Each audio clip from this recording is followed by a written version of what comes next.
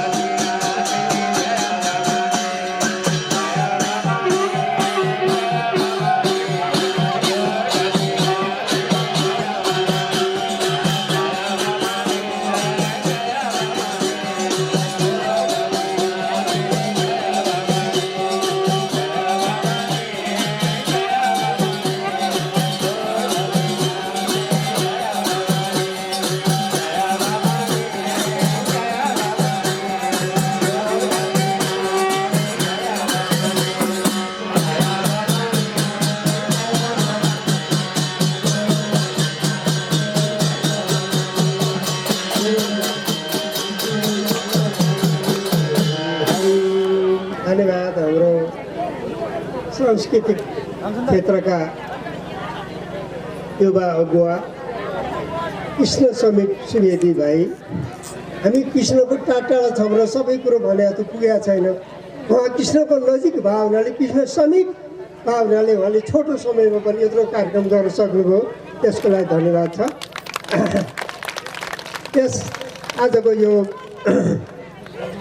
माता पार्वती जन्मभूमि पाङ र गण्डकी सभ्यता विषय यो विद्वत गोष्ठी कार्यक्रमका सभापति महोदय र हाम्रा प्रमुख अतिथि हाम्रो अत्यन्त आदरणीय श्रद्धेय डाक्टर जगमान गुरुङज्यू जो अहिले राजकीय प्रज्ञा प्रतिष्ठानको नेपाल प्रज्ञा प्रतिष्ठानको उपकुलपति हुनुहुन्छ। त्यो उपकुलपति पद त्यो उपाधि त्यो छेडिको उहाँको व्यक्तित्व निरन्तरको चाहिँ एउटा हाम्रो मार्गदर्शक व्यक्तित्व हो। मैले उहाँलाई लमजुङमा सम्मान गर्दा भनेको थिएँ, जगमान गुरु यो गुरुङ भनी पछिको त उहाँ हटाइदिउँ अब, अनि जगमान गुरु भनेर हामीले चाहिँ अब राखौँ भनेर भनेको थिएँ। त्यो कुरा म अहिले पछि भनौँला। र मञ्चमा रहनुभएका सम्पूर्ण मेरो आदरणीय मित्र साथीहरू, सभासददेखि लिएर यहाँ विभिन्न हाम्रा नेता कार्यकर्ता मित्रहरू हुनुहुन्छ। यो धार्मिक सभा हो भएको हुनाले म यो राजनीतिको कुराहरू अहिले उच्चारण गर्दिनँ। हुन त मेरो पनि राजनीति चाहिँ जिन्दगीमा यसैमा म लागेको हो। र अहिले पछिल्लो दिनमा हाम्रो अर्जुन बाबुले भनिसक्नु भएको छ, हिजो हामी जनताको अधिकार नभएको बेला चाहिँ जनता रैती भएको बेलामा दास भएर एकदमै डर त्रासमा थिचिएको बेलामा बोल्न नपाएको बेलामा मुख खोल्न नसकेको बेलामा हामीले बाणी जनताको हुनुपर्छ। जनता यो देशका मालिक हुन्, यिनलाई कसैलाई दबाएर थर्का राख्न पाइँदैन, बन्दुकले तर्साउन पाइँदैन, धम्कीले तर्साउन पाइँदैन, पदले तर्साउन पाइँदैन भनेर हामीले जेल नेल खाएर जनताको हक अधिकारको लागि लडेका थियौँ, जेल नेल गएका थियौँ। तर आज यो जनताको हक अधिकार संविधानमा अलिकति भने थापित भएको छ, अझ पनि परिपूर्ति छैन। अहिले पनि ठुलाला ऐन ठुलाला चाहिँ सानालाई ऐन बाँकी नै छ। अझ राम्रो चाहिँ बहुलवादमा आधारित समाजको निर्माण अझै भइसकेको छैन। बहुदलीयवाद छ तर बहुलवाद जो जनता वास्तविक मालिक हुन पाउने अझ पनि त्यो बहुलवादमा आधारित हाम्रो समाज निर्माण भइसकेको छैन। हामी त्यही प्रयासमा छौँ र आज म यो हिन्दू राष्ट्र पुनर्स्थापनाको अभियानमा छु। किन अहिले हाम्रा साथीहरूले भनिसक्नुहुन्छ हिन्दू राष्ट्र किन चाहियो? संसारमा इसाई राष्ट्रहरू 100 का हाराहारीमा छन्, इस्लामहरूको मुस्लिम 50 का हाराहारीमा छन्, बुद्धिस्टहरू 9-10 छन्। एउटा यहुदी भने इजरायल एउटा राष्ट्र एक्लै छ, यहुदी धर्मको उनीहरूको राष्ट्र, त्यसले पनि आफ्नो अस्तित्व कायम राखेर बस्न पाएको छ। हिन्दू राष्ट्रले किन यहाँ टिक्न सकेन, किन टिक्न दिएन? त्यो के कारण हो? जनतासँग सोधिएको थियो कहिले? एकाएक हाम्रो सांसद मित्रहरूलाई पनि थाहा छैन, रातिको 12 बजे झुक्क्याएर ताली हान भन्यो, बेलुका सुत्दाखेरिमा हिन्दू राष्ट्र थियो, बिहान उठ्दा त धर्म निरपेक्ष भइसकेको छ, थाहै छैन। यसरी चाहिँ झुक्क्याएर लगेको चाहिँ हिन्दू राष्ट्र पुनर्स्थापना हाम्रो माग होइन, हाम्रो अधिकार हो। This is not our demand, this is our right. यो हाम्रो माग होइन, हाम्रो अधिकार हो। त्यसले गर्दा साथीहरू आज यो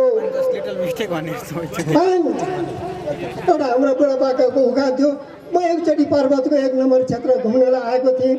प्रसङ्ग बस्ने बेला म त्यस्तै अपरजट काम गरेर मेरो पूर्व सांसद अर्जुनजीसित उहाँ सभापति हुँदा हामी यहाँ घुमेका थियौँ 1 नम्बर क्षेत्रमा मल्लादेखिको सबै। तर यही ठाउँमा आउन पाएको थिइनँ। तर पाङका मित्रहरू मेरो हुनुहुन्छ, नातेदारहरू पनि हुनुहुन्छ। अनि यो पाङ अहिले साथीहरूले भन्नुभयो यो ज्योतिर्विद्या एउटा खगोल शास्त्र त्यसको एउटा चाहिँ के अरे अध्ययन केन्द्र परम्परादेखि यहाँका ज्योतिषहरू प्रख्यात भएर संसारमा चाहिँ उहाँले ख्याति प्राप्त गर्नुभएको यस्तो क्षेत्र यो पाङ। एउटा भनाइ छ, तराईमा सुन्दर दाङ, पहाडको सुन्दर पाङ। तराईको राम्रो चाहिँ ठाउँ भनेको दाङ भनिन्छ, त्यो भ्याली यहाँको उपत्यका, र पहाडको सुन्दर ठाउँ दाङ के अरे पाङ। यो ठाउँमा आज टेक्न पाउँदा म अत्यन्त गौरवान्वित भएको छु। र पार्वती माधव घिमिरेले गीत लेख्नुमा चाहिँ एउटा हिमालयको फेदीमा छ सानो मेरो गाउँ, पार्वतीकी छोरी हुँ म, पार्वती हो नाउँ। हाम्रो चाहिँ यो चाहिँ के अरे एउटा पार्वतीको जन्मस्थल। अब शिव र पार्वती हामीले कसरी व्याख्या गर्नु?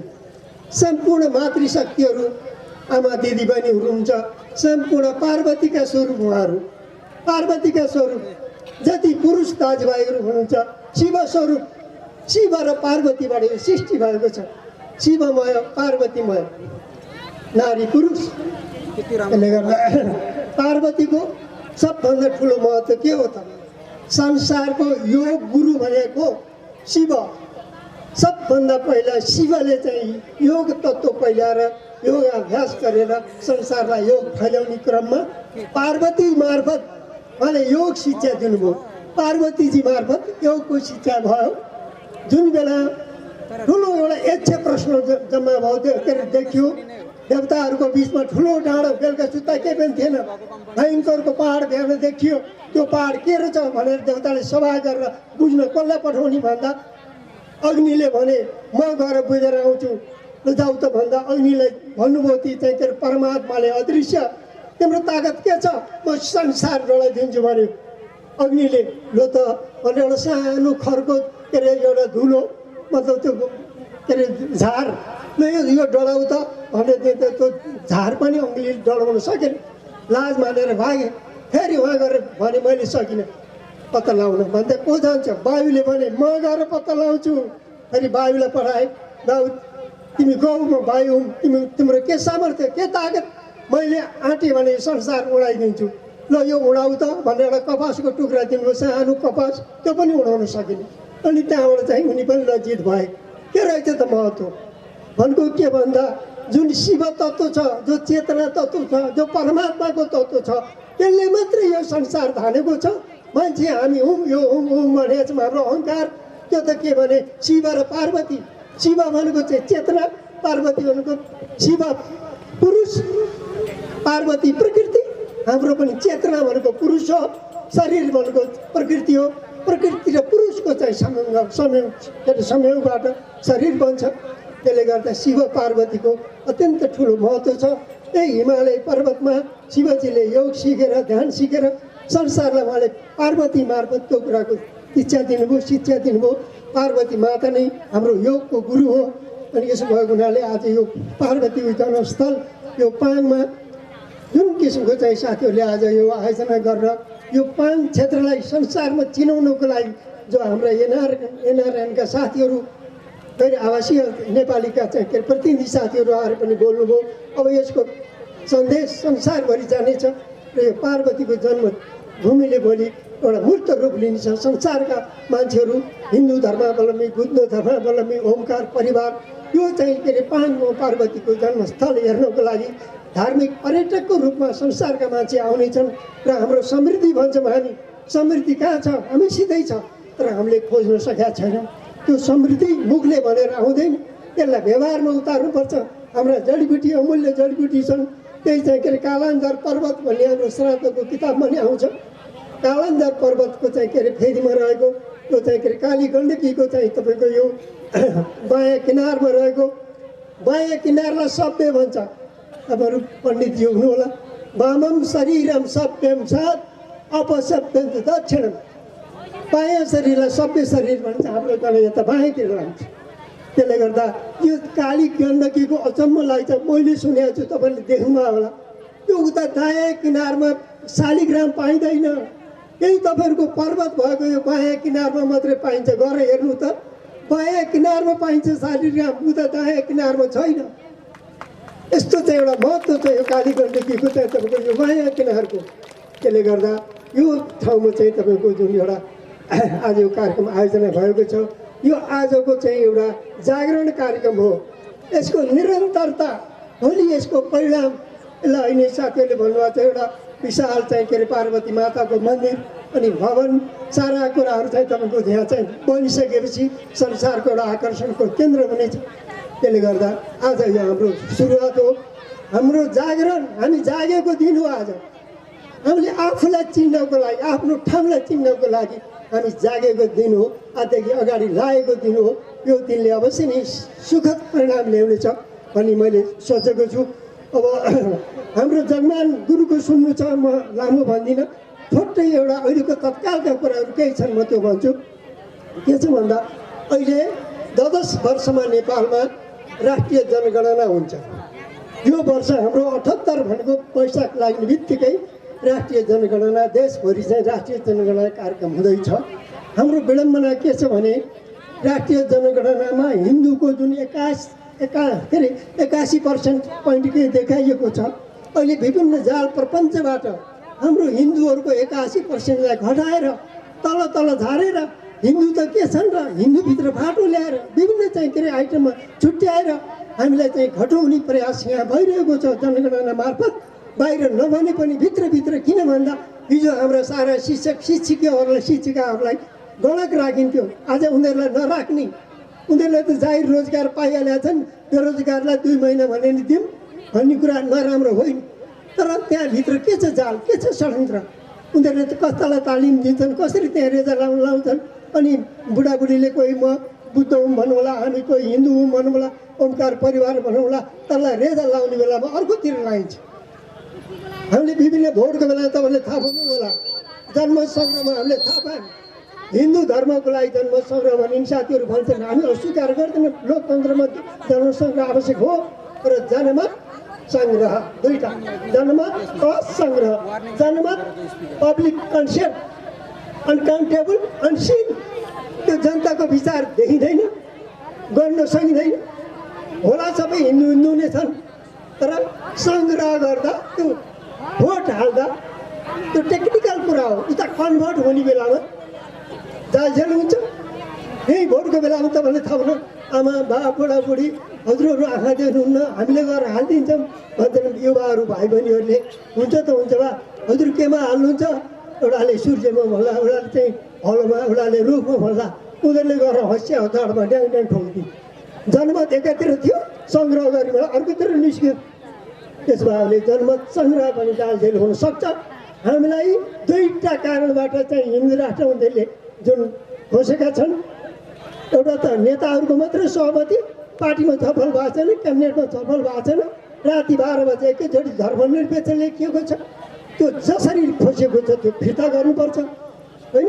एउटा चाहिँ तपाईँको जनदबाब, अर्को चाहिँ संसदमा 2/3 मत धर्मनिरपेक्ष हटाउनको लागि कि त संसदमा 2/3 मत चाहियो, यी सारा जनता उर्लिएर जनमतको दबाबबाट धर्मनिरपेक्षताको चाहिँ फालामै ढोकालाई तोडेर सनातन हिन्दू राष्ट्रको चाहिँ ढोका खोल्नुपर्छ। दुईवटा माध्यम छ। त्यो भएको हुनाले यो जनगणनामा जालझेल हुन नपाओस्। अनि हाम्रो वडामा गणकहरू हुने साथीलाई, हाम्रो सनातन धर्म संस्कृति अनुयायी भाइ बहिनी, बाबा दाजुभाइ दिदीबहिनीले कसले के गर्छ, सबैको गणकको पछि 1-2जना स्वयंसेवक लगाएर आफू हिँडेर अनि सतर्क गराएर उनीहरूले एक ठाउँमा लाउन खोजेको धर्मको महलमा चिन्हमा अर्को ठाउँमा त्यो नपुगोस् भन्ने किसिममा हामीले सतर्क हुने यो अवस्था अहिले आएको छ। त्यसले गर्दा त्यो विषयमा पनि हामीले सतर्क हुनुपर्ने कुरा मैले निवेदन गरेँ। त्यसले गर्दा यो चाहिँ के भन्दा जुन हाम्रो चाहिँ संसारभरि यो नेपाल अध्यात्मको क्षेत्रमा नेपाललाई चाहिँ महेश योगीले भन्नुभयो त 32 सालमा टुडी खेलबाट Nepal to lead the world, यो नेपालले गुरु राष्ट्रको रूपमा संसारको चाहिँ आध्यात्मिक नेतृत्व गर्ने छ। त्यो खालको जनशक्ति, त्यो खालको मेन पावर, त्यो खालको सुझबुझ, त्यो खालको ज्ञान विज्ञान ध्यान सबै चाहिँ सिक्ने खालको जनशक्ति हाम्रो पाठ्यक्रमदेखि आज माटोदेखि सुधार्नु छ। 50 वर्षदेखि विकासी मलहरूको माटो बिग्रिएको छ, गुणस्तर खस्किएको छ, माटो सुधार्नु छ, बाटो सुधार्नु छ, धर्मनिरपेक्ष भनेर हाम्रो राजनीति बाटोमा अझ सुधार्नु छ। माटो सुधार्नु, बाटो सुधार, पुस्ता सुधार्नु। तलदेखि हामीले चाहिँ गुरुकुल शिक्षा, हिजो 18 लाख गुरुकुल रहेछन् दक्षिण एसियाभरि। तर भारतमा इसाईको शासन आइसकेपछि उनीहरूले गुरुको ठाउँमा इस्यु राखेछन्। गुरुकुल भनेर इस्युकुल अनि स्कुल, अनि स्कुलमा पढेर हामीले कहाँबाट गुरुकुलको ज्ञान शिक्षा, त्यो हाम्रो मौलिकता, हाम्रो संस्कृति हामीले कसरी थाहा पाउने? हाम्रो नैतिक शिक्षा छैन, संस्कृत शिक्षा छैन, सबै कुरा हटाइएको छ। हाम्रो मौलिकता पनि चाहियो, आजको संसार अनुसारको ज्ञान विज्ञान पनि चाहियो। दुईटै कुरा सँगसँगै लिएर हाम्रो आगामी पुस्तालाई सक्षम बनाउने शिक्षा पनि हामीले चाहिएको छ। यी सबै कुराहरूको लागि गुरुकुल, गौशाला, वैदिक कृषि, एकदम प्राङ्गारिक मल हालेर जाने चाहिँ कृषि, र गुरुकुल, गौशाला, विकासी मललाई गौशालाबाट गाईको गोबर गौतबाट चाहिँ यो कृषिको हाम्रो माटो दूषित भएकालाई जोगाउनको लागि हिजो हामी त्यहाँ एउटा कास्कीको विकट गाउँमा गएका थियौँ।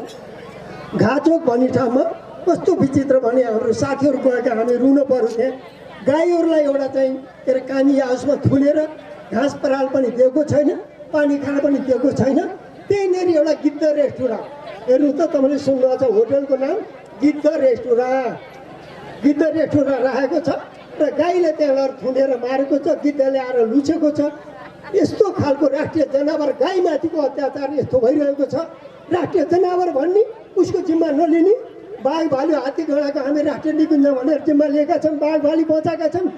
हिन्दूहरू आर्यहरू आफ्नो मर्यादामा बस्दैन त इसाईले नखाएको कसले खान्छ? इसाईले नखाएको कसले खान्छ? अहिले दसैँ हिन्दूहरूको चाड भनेको छ, तर दसैँ ब्राह्मण क्षेत्री वैश्य शूद्रमा राजाको चाड हो, शासक वर्ग खुँडा हान्ने जातको चाड हो। राज्य जित्ने, सरले बाबुलाई काट्ने, आफू राजा हुने, गद्दीमा बस्ने। दसैँ भनेको क्षेत्रीय वर्गको चाड हो। तिहार वैश्य वर्गको चाड हो, धन कमाउने। अघि त राजाले पनि धन कमाउने थिएन। कथम मे प्रजा सुखिता भयो, कसरी मेरो चाहिँ प्रजाको सुखी हुन्छ भन्छ, वैश्यको चाड हो। फागु पूर्णिमा कृष्णको फागु भन्छन्, तर त्यो शूद्रको चाड। त्यहाँ आज पूजा मन्त्र केही पनि छैन। भाङ खायो, हुर्रे भन्यो, रङ लगायो, सिद्धियो, रमाइलो भयो। त ब्राह्मणको चाड के हो त? जनै पूर्णिमा ऋषि तर्पण। ऋषि भनेको ज्ञानवान पुरुषहरूको अब ज्ञानको प्राप्त गर्न पर्यो, ऋण रिचार्ज गर्न पर्यो, ऋषि तर्पण। ब्राह्मणको चाड त्यो। ऋषि तर्पणी कसरी गर्ने त? श्रावण शुक्ल पूर्णिमा श्रावणी कर्म गर्न पर्यो। अहिलेको बाहुनले श्रावणी कर्म गर्छ? गर्दै। मैले पटक पटक भनेको छु, भोलि चाहिँ जनै पूर्णिमा भनेको आज जसो नङकेस गर्न पर्यो, एक भक्त बस्नु पर्यो। श्रावण शुक्ल पूर्णिमाका दिनमा तीर्थमा गएर चाहिँ श्रावणी कर्म गर्नु पर्यो, यज्ञ पवित्र धारण गर्न पर्यो। अहिले त मै हुँ पण्डित भन्छ, चौका बसेर भागवत बाँच्छु भन्छ, बुलबुले पालेर चाहिँ नि बस्छ, श्रावणी कर्म गर्दैन। अनि कृष्णले नखाएकोले खान्छ। दमौलीमा मैले भनेको थिएँ, हाम्रो चैतन्य कृष्णजी हुनुहुन्थ्यो। 11 वर्षमा म चौकामा बसेर भागवत बाँचेको भन्नुहुन्थ्यो। गलकोटतिरको नारायण गौतम हुनुहुन्छ अहिले त्रिवेणी विश्वविद्यालय संस्कृति विभागको प्रमुख। देवमणि भट्टराई अहिले वाल्मीकि विद्यापीठको धर्मशास्त्रको विभागीय प्रमुख हुनुहुन्छ। तिनै अनि चाहिँ जन्म अष्टमीको भोलिपल्ट भाद्र कृष्ण अष्टमीको के अरे नवमीको दिनमा दमौलीमा एउटा चाहिँ धर्मसभा भएको थियो। चैतन्य कृष्ण अघि भर्खर जानुभयो, नारायण गौतम, देवमणि भट्टराई, तिनैजनाले बुलबुले पालेको छ। श्रावण शुक्ल पूर्णिमाको अघिल्लो दिनमा खुर्केको कपाल जन्माष्टमीको भोलिसम्म यति लामो लामो हुन्छ। बुलबुले पालेको छ। श्रावणी कर्म गर्दैन। ब्राह्मणहरू आफ्नो धर्ममा कर्ममा छैन, अनि कहाँबाट चाहिँ अनि हिन्दू जात छ भने? यो सम्पूर्ण चराचर जगत देवी देवताका अधीनमा छ। देवी देवताहरूको मन्त्रका अधीनमा छन्। मन्त्र ब्राह्मणको अधीनमा छ। ब्राह्मण आफ्नो धर्मनिष्ठमा छ। ब्राह्मण आफ्नो धर्मनिष्ठमा छ। त्यो बेला मैले के भने सम्पूर्ण दुई जातिले बाहुन क्षेत्रीले आगामी सालमा श्रावणी कर्म गर्नुहोस्, यो क्रिस्चियन एक चुट्कीमा हट्छ भनेको थिएँ मैले। कसैले गरेको छ? अहिले यहाँ पाङमा कति प्रतिशतले तपाईँहरूले श्रावणी कर्म गर्नुहुन्छ? पार्वती जन्मभूमि त भन्नुभयो। कति प्रतिशतले श्रावणी कर्म गर्नुहुन्छ? तपाईँहरूलाई थाहा होला। चौकामा बस्ने चाहिँ ब्राह्मणहरू, ज्योतिषको काम गर्नेहरू, बुलबुले पालेर बस्ने, जनै त लाछे लाछेन कसलाई के थाहा? त्यही कारणले श्रावणी कर्म ऋषि तर्पणी, ऋषिहरूसँगको चाहिँ ज्ञानको ऋण रिचार्ज गर्ने थियो। रिमोट कन्ट्रोल कसको हातमा छ? ब्राह्मणको हातमा छ। तर अहिले ब्राह्मण त कोही पनि छैन, अहिले सबैले बाहुनै बाहुनु भाइ। त्यस कारणले सम्पूर्ण संस्कार राजनीतिक व्यक्तिले केही गर्न सक्दैन। सम्पूर्ण वैदिक शास्त्र संस्कृत वाङ्मय, वैदिक वाङ्मय, राजोवाच ऋषिरुवाच, राजा र ऋषिको कथोपकथनबाट भएको छ। राजोवाच भनेको राजनैतिक वर्ग, ऋषिरुवाच भनेको प्राज्ञिक वर्ग। उहिले सत्ययुगमा धर्मनीति माथि, राजनीति तल थियो।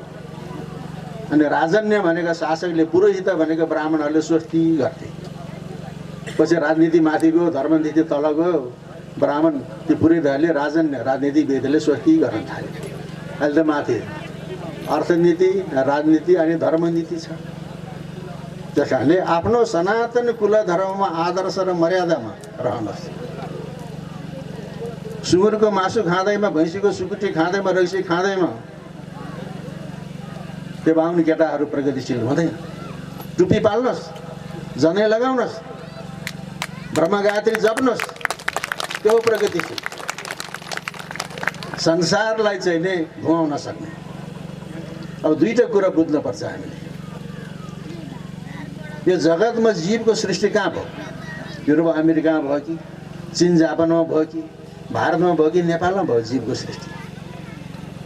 अथवा जीवको सृष्टि जलमा भयो कि, थलमा भयो कि, आकाशमा भयो कि, कहाँ भयो भने जीवको सृष्टि जलमा भएको भन्छ अहिलेको विज्ञानले पनि। र जीवको सृष्टि नेपालमा भयो। नेपालमा पनि गण्डकी प्रदेशमा भएको। कहाँ भयो? काली गण्डकीको चाहिँ मुहान दामोदर कुण्डमा भयो। उदर भनेको पेट।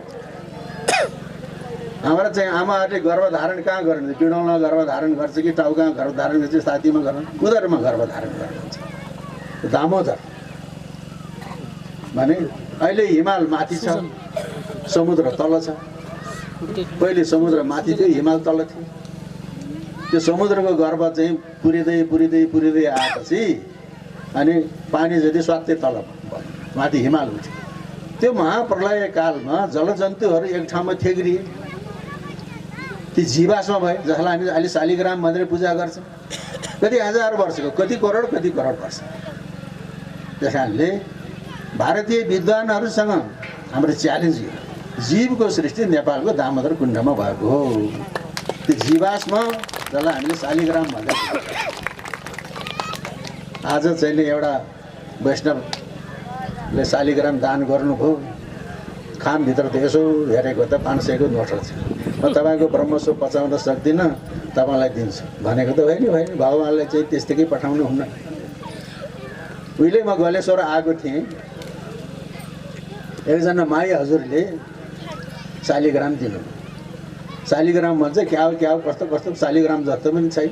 शालिग्राम त चक्र चक्र हुनुपर्ने, त्यो त शालिग्राम जस्तो छैन, कस्तो कस्तो ढुङ्गो। अनि त्यहाँबाट काठमाडौँ गएपछि हिमवत्खण्ड पुराणमा शालिग्रामको लक्षण बताएको छ। तलपट्टि कुर्मको आकारको, माथि गाईको खुर जस्तो, त्यो शिवनाभ शालिग्राम हो भनेर भने। तलपट्टि कुर्म भनेको कसैको पिठ जस्तो चिल्लो छ, माथिपट्टि 5वटा चोसो, बिचमा एउटा यता जल निकास, त्यो त शिवनाभ शालिग्राम रहेछ। शिवनाभ शालिग्राम भनेको भगवान् शिवको श्री विग्रह। चक्रनाभ शालिग्राम भनेको भगवान् कृष्णको श्री विग्रह। हिरण्यगर्भ शालिग्राम भनेको चाहिँ नर्मदेश्वर शिवलिङ्गको जस्तो हुन्छ। त्यहाँ चक्र हुँदैन, डल्लो हुन्छ, एकातिर बल हुन्छ। हिरण्यगर्भ त्यो सृष्टिकर्ता ब्रह्माजीको भनेर मानिएको छ। तर त्यो शालिग्राम भनेको जीवाश्म हो। त्यो जीवको सृष्टि यहाँ पनि अहिलेका नासाका विद्वानहरूले के अरे, नासाका वैज्ञानिकहरूले के भनेका छन्? हामीले सूर्यको ध्वनि पहिचान्यौँ। सूर्यको ध्वनिले ओम भने ओमकारको चाहिँ ध्वनि प्रवाह गर्दो रहेछ। बडा फुलेल भएर चाहिँ प्रचार गरेको छ। तपाईँले नि फेसबुकतिर देख्नुहुन्छ, मैले फेसबुकमा देखेँ। भने अहिले मोबाइल आयो। मोबाइल कसरी चल्यो? सौर्य शक्तिको आधारमा मोबाइल चलेको छ। सौर्य शक्ति, सौर्य शक्तिले अहिले चाहिँ संसार खाएको छ। भने त्यो सौर्य शक्तिको उपासना नासाका वैज्ञानिकहरूले गर्नुभन्दा कति करोड वर्ष अगाडि नेपालमा भएको त्यसको। तपाईँहरू त ब्राह्मण हुनुहुन्छ। भर्गो देवस्य धीमहि, अर्काले सुन्छन् भनेर कानमा खुसुक भन्ने, अर्काले देख्ला भनेर पढ्नेले छोप्ने। भर्गो देवस्य धीमहि त्यही होइन त ब्रह्म गायत्री।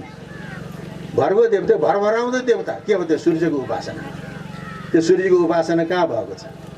भारतमा भयो कि नेपालमा भयो? नेपालमा भएको छ। तपाईँहरूले पुराण पढ्नु भएको छ। त्यसको ऋषि बाहुन होइन, क्षेत्री हो, विश्वामित्र। त्यसको चाहिँ विश्वामित्र हो। विश्वामित्र राजा अनि वशिष्ठ चाहिँ नि ऋषि, वशिष्ठ र चाहिँ नि विश्वामित्रको तकरार पर्यो, वशिष्ठले जित्यो। अनि राजाले के महसुस गर्यो भने क्षेत्रीय बलभन्दा ब्रह्म बल बलियो हुँदो रहेछ, मैले बाहुनसँग सकिनँ भनेर राजपाट छोडेर अनि ऊ रुरु क्षेत्र आयो तपस्या गर्न। षड्यन्त्र त अघि देवताको पालादेखि नै भइआएको, अहिले मात्र होइन चल्छ। देवताको पालादेखि भयो, मेनकाले चिप्ल्याइदियो। अनि विश्वामित्र इन्द्रियलाई निग्रह गरेर कोशीको किनारामा गएको छ। कोशीको किनारामा भनेको अहिले बराह क्षेत्र, त्यहाँ चाहिँ नै विश्वामित्रले भर्गो दिएपछि धीमहि ब्रह्म गायत्रीको उपासना गरे। उनी सफल भए।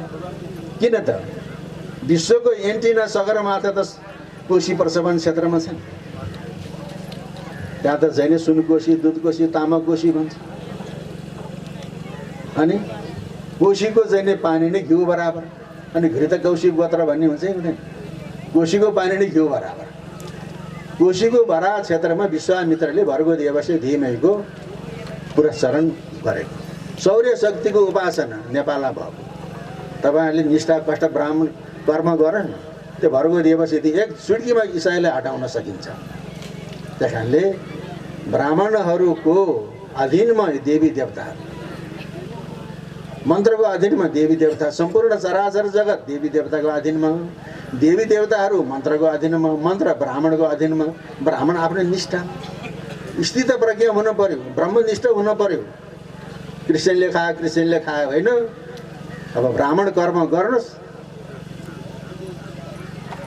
श्रावणी कर्म गर्नुहोस्, एक चुड्कीमा क्रिस्चियन हटाउन सकिन्छ। अब कुरा यो हो। अब यहाँ चाहिँ नि यो पाङ, अब अलिकति कुरा, अब यो रामनामी लगाइदिनु भयो, ल खादा लगाइदियो भने उद्घोषकले खादा भनेको कुरा भिन्दै हो, यो भने भिन्दै हो। त्यसलाई खादा भन्न हुँदैन। अब सबैले बुझ्छ। यसलाई उत्तरीय अङ्ग वस्त्र भन्नुपर्छ। रामनामीलाई खादा भन्न हुँदैन। खादा भनेको लामाको, त्यसको पनि महत्त्व छ। यो उत्तरीय अङ्ग वस्त्र भनेको शरीरको माथिल्लो भागमा लगाउने अङ्ग वस्त्र। भारतमा त अहिले हामी यस्तो लाउँछौँ, भारतमा नाङ्गै हुन्थ्यो मान्छे, पुरुष त उत्तरीय अङ्ग वस्त्र हुन्थ्यो। यो उत्तरीय अङ्ग वस्त्र हो। अब हामीले त्यो कुरो जान्नुपर्छ। उहाँलाई उत्तरीय अङ्ग वस्त्रद्वारा स्वागत गर्ने। अघि यहाँ भजनमा 5 जना नानीहरू नाचे, के अरे 4 जना नाच्नेहरूले 5 जना नाच्नुपर्छ। त्यो पञ्चाङ्ग या त ज्योतिषको गढ हो। तिथि बार नक्षत्र योगकरण पञ्चाङ्ग भनेको केही होइन। 4 जना होइन, 5 जना नाच्नुपर्छ। उहिले कस्तो हुन्थ्यो भने किनारावाला धोती लगाएको छ। अनि ब्राह्मणको कस्तो पहेँलो चाहिँ नि पहेँलो रेखा भएको ब्राह्मणले लाउने। क्षेत्रीको कस्तो रातो, अरूले कालो। त्यो धोतीमा किनारा हुन्छ नि, ब्राह्मणले पहेँलो लाउने, सात्विक। अनि क्षेत्रीले रातो लाउनु, त हनबैरी भनबैरी, अरूले कालो लाउनु। त्यो छान पहिचान छ अहिले छैन। यो त विभेद होइन, कार्य विभाजन गरे। जसले जे कर्म गर्छ त्यो अनुसारको भोजन हुन्थ्यो। त्यस कारणले अब चाहिँ निलो खालको फरिया लाउने होइन। अनि रातो राम्रो गुलियो मिठो, रातो फरिया लाउनु पर्छ। पाङ त बाहुनको गाउँ होइन। निलो फरिया लगाएर नाच्ने होइन, रातो फरिया लगाएर। माथिको चाहिँ ढाका चोलो ठिकै छ, पहेँलो पुटुको पनि ठिकै छ, तल निलो साडी होइन, पहेँलो फरिया लगाएर नाच्नुपर्छ। 5 जना नाच्नुपर्छ। अब यस्तो किसिमले अनि चाहिँ त्यसलाई सच्याउनुहोस्। अनि अब यो पाङ किन ज्योतिषको गढ भयो अनि गण्डकी प्रदेशमा ज्योतिषको केन्द्र 2टा छ। एउटा पर्वतको पाङ, एउटा कास्कीको अर्घौँ। र अहिले यो देशान्तर, पूर्वी देशान्तर, पश्चिमी देशान्तरको केन्द्र कहाँ छ? अङ्ग्रेजले खायो। लन्डनको ग्रिनविच 0 डिग्रीबाट पूर्वी देशान्तर, पश्चिमी देशान्तरको गणना हुन्छ। तर अखिल भारतवर्षको ज्योतिषीय गणनाको केन्द्रबिन्दु कुन हो? उज्जैनको अवन्ती त्यहाँ महाकालेश्वर हुनुहुन्छ। द्वादश ज्योतिर्लिङ्गमा महाकालेश्वर अहिलेको अखिल भारतवर्षीय ज्योतिष शास्त्रको डडकम केन्द्रबिन्दु त्यो। र अर्गाउँको ज्योतिषीहरू के भन्छन् भन्दाखेरि अवन्ती देशदेखि अर्गाउँसम्म 75 योजन पनि भन्दथे ऐगा वृद्ध ब्राह्मण। अवन्ती देशदेखि अर्गाउँसम्म 75 योजन पनि भन्दथे ऐगा वृद्ध ब्राह्मण। अर्गाउँले ज्योतिषीहरूको चाहिँ नि श्लोक हो त्यो। बङ्गाली ज्योतिषीहरूले कति योजन भनेका छन् त्यो त यहाँहरूले थाहा होला। कति योजन भन्थे यहाँ थाहा होला। अवन्ती देशदेखि अर्गाउँसम्म 75 योजन भन्थे ऐक्य वृद्ध ब्राह्मण अर्गाउँले ज्योतिषीहरूको त्यो। र अर्गाउँ र चाहिँ पाङको अन्तर सम्बन्ध यहाँकोले नजानेको त्यहाँकोले जान्ने, त्यहाँकोले नजानेको यहाँकोले जान्ने। मैले सुनेको छु रमाकान्त रिजालको उहाँको महत्त्व। मैले चाहिँ नि पाङलाई हच्याएको रमाकान्तले हच्याएको होइन। रमाकान्त फलितको लीलावती भनेको त गणितको लीलावतीको पुरा पाठ शुद्ध गरेर पढेको रहन्छ रे रमाकान्तले। अर्गाउँका चाहिँ मनोहरी त्रिपाठी पाङ आएर रमाकान्तले लीलावतीको चाहिँ पाठ शुद्धसँग पढाएको। अहिले 90 वर्षको हाराहारीमा मनोहरी त्रिपाठी अर्गाउँको झाँझरमारीमा हुनुहुन्छ। त तपाईँले कसैले गएर त्यहाँ सोध्नुहोस्।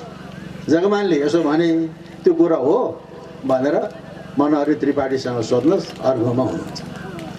मनोहरी त्रिपाठीले रमाकान्त रिजाललाई लीलावतीको शुद्ध पाठ पढाएको।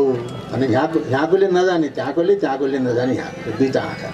अब यो अब किन भन्दाखेरि शिवशक्तिको वरदान नभएसम्म शास्त्र जानिँदैन, बुझिँदैन। राजो बाच ऋषिरो बाच भने जस्तै उमा महेश्वर संवादे, उमा र महेश्वरको संवादबाट सम्पूर्ण शास्त्रको रचना भएको छ। उमाले सोध्ने महादेवले भन्ने त्यो आगम तन्त्रशास्त्र, शिवले सोध्ने उमाले चाहिँ भन्ने त्यो निगम, त्यो वेद। हामी महादेवलाई मान्छौँ, महादेवसँग माग्छौँ। हामी कसरी माग्छौँ त? ओम सर्वज्ञनाथ पार्वती पते सर्वलोक गुरु शिव शरणम त्वाम प्रपन्नोसि पालय ज्ञान प्रताप। हे भगवान् मलाई चाहिँ पालन गर, मलाई ज्ञान देऊ भनेर भन्छ। त महादेवले दिन्छ र दिँदैन महादेवले। ओम यम गौरी बद बद गिरी परमेश्वरी सिद्धार्थम यम, पार्वतीको मन्त्र हो। ओम यम गौरी बद बद गिरी परमेश्वरी सिद्धार्थम यम, पार्वतीको मन्त्र जपेपछि अनि औँसीको रातमा पनि टलक्क टल गर्ने चाहिँ नि चाँदीको थाल मिल्काएर चाहिँ चन्द्रमा हेर थलरा जैसी, पाङको होइन थलरा जैसी। किन? यहाँ त पार्वतीको जन्म हो, पार्वतीको गुफा छ। यम गौरी बद बद गिरी परमेश्वर पहिल्यै पछि छन् यहाँ। त्यस कारणले पाङ ज्योतिषको केन्द्र भएको मुख्य कारण त्यो यम गौरी बद बद गिरी परमेश्वर सिद्धार्थ। अब यो कुरा हुनुपर्छ। अब यहाँनिर पार्वती गुफालाई हेर्ने विभिन्न दृष्टिकोणहरू हुन्छन्। यहाँ विभिन्न दृष्टिकोण। अहिले हामी त यो सभ्य समाजमा छौँ, तर पहिलेका मान्छे कस्तो हुन्थे? त्यो प्रागैतिहासिक मानिसहरू नाङ्गै हुन्थे, ढुङ्गाको औजार खेलाउने। त्यसलाई पनि दुईटा, एउटा चाहिँ प्यालोलिथिक एज पुरा पाषाण काल, न्युलिथिक एज नवपाषाण काल भनेको छ। पुरानो ढुङ्गे युगले चाहिँ कोरा ढुङ्गालाई चाहिँ हतियारको रूपमा प्रयोग गर्ने, नवपाषाण कालले त्यो ढुङ्गालाई घटेर चाहिँ हतियार बनाउने। तिनीहरू चाहिँ खोलाका किनाराका गुफाहरूमा, पानीको पाइप पर्ने गुफाहरूमा बस्थे। अनि मरेपछि नजलाउने सर्लक्कै लासलाई सुतायो तिनीहरूको वरिपरि। अहिले हामी चाहिँ सैयादान भन्दैन, सैयादान भन्छौँ नि त। सम्पूर्ण कुरो त ब्राह्मणलाई पुरेलले दान गरेको छ उहिले होइन, तिनलाई चाहिने कुरा जति तिनीको वरिपरि राख्ने अनि त्यसलाई गाड्ने प्राचीन कालको थियो। अब यहाँ पाङमा इँटा भट्टाको लागि चाहिँ माटो खन्दाखेरि त्यहाँ च्यान फेला पऱ्यो। त्यो च्यान हो। त्यहाँ माटाको भाँडाकुँडा पनि फेला पऱ्यो, लाउने माला पनि फेला पऱ्यो। अघि एउटा माला त यहाँ पार्वती गुफामा फेला पारेको भनेर मलाई देखाउनु भएको थियो, त्यो माटोको माला हो। त्यो ढुङ्गाको सियो फेला परेको छ, त्यहाँ त्यसलाई च्यान भनेको छ। अनि कति शताब्दी अगाडिको त इस्वी 8औं शताब्दीको हो भनेर मानिन्छ। मन्त्र के पढ्ने हो? त्यस्तो प्रविधि खै त प्रविधि छैन है भनेदेखि हाम्रा चाहिँ आस्थाका केन्द्रहरू यसरी भत्कँदै छ। त्यो कसैमाथि अतिक्रमण गर्ने होइन, आफ्नो वर्चस्वमा हामी बस्न सक्नुपर्छ। त्यसो भयो भनेदेखि अनि फेरि राम्रो हुन्छ।